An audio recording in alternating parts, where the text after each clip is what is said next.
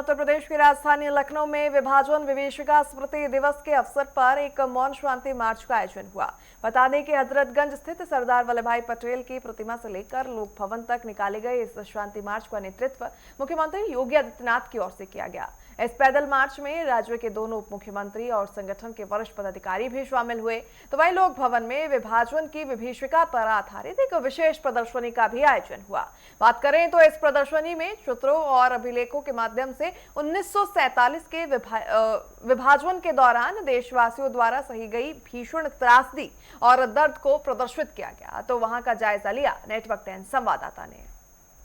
14 अगस्त उस विभाजन की विभीषिका को याद दिलाता है जो 14 अगस्त 1947 को भारत पाकिस्तान के बंटवारे के समय हुई थी।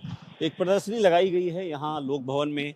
इस प्रदर्शनी में तमाम वो चित्र दिखाए गए हैं, तमाम वो न्यूज़ें दिखाई गई हैं जिस समय विभाजन की विभीषिका के समय जो मंजर रहा होगा जब भारत पाकिस्तान का जब बंटवारा हुआ और ये कहा गया कि जो भारत के रहने वाले हिंदू परिवार हैं वो पाकिस्तान छोड़ दें या फिर भारत में जो पाकिस्तान के लोग हैं वो भारत चले जाएं।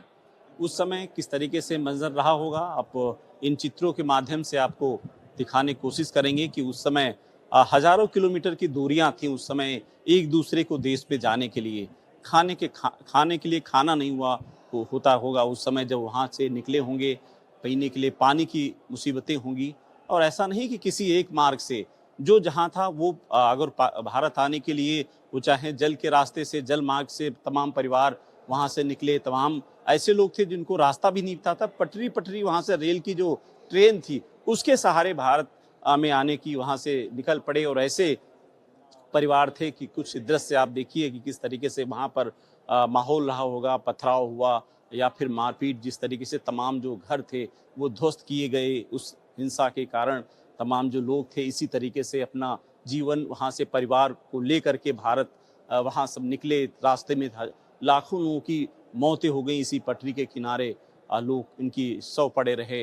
वहाँ पर जो हिंदू परिवारों के साथ अत्याचार होता था, तमाम जो इस खबरें जो इसमें यहाँ पर लगी हुई हैं या फिर उस समय का जो चित्र दर्शाया गया है कि किस तरीके से बैलगाड़ी से अपने परिवार को लेकर के पाकिस्तान से भारत के लिए चढ़े। और उस समय जब ट्रेन आ रही होगी तो इसी तरीके से छत पे बैठ करके, क्योंकि ट्रेन में जगह नहीं होगी तो बाहर से ऊपर से लोग चढ़ के भारत के लिए निकले थे। और देखिए किस तरीके से छोटा सा परिवार अपने इसी बक्से में पूरी अपनी घर गृहस्थी लेकर के जरूरी सामान था वो लेकर वहाँ से निकले होंगे। और इसी तरीके से वहाँ पर जो नहीं चल पा रहे होंगे तो इसी तरीके से अपने माँ परिवार को लेकर निकले होंगे। आप वो मंजर सोचिए क्या रहा होगा जिस समय परिवार के लोग वहाँ से निकले और उनके लिए खाने के लिए कितना कुछ होगा नहीं होगा, पानी पीने के लिए रहा होगा, कैसे अपना जीवन व्यतीत करते करते वो यहाँ भारत पहुँचे होंगे। तमाम ऐसे लोग बुजुर्ग थे वो रास्ते में ही उनकी डेथ हुई। एक प्रदर्शनी लगाई गई है, इसमें भी उसी समय का जो मंजर रहा होगा जिसका जिक्र किया गया है।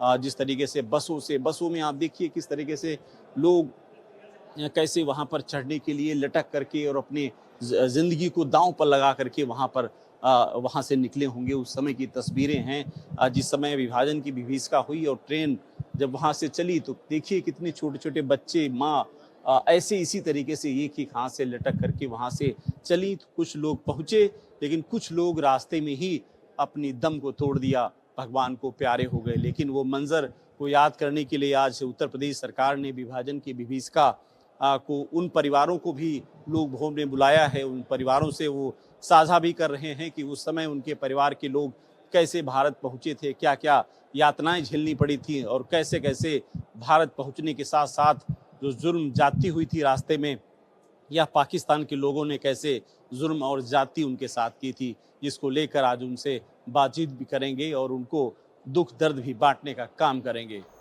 क्या रवि के साथ अनूप सिंह, नेटवर्क 10, लखनऊ।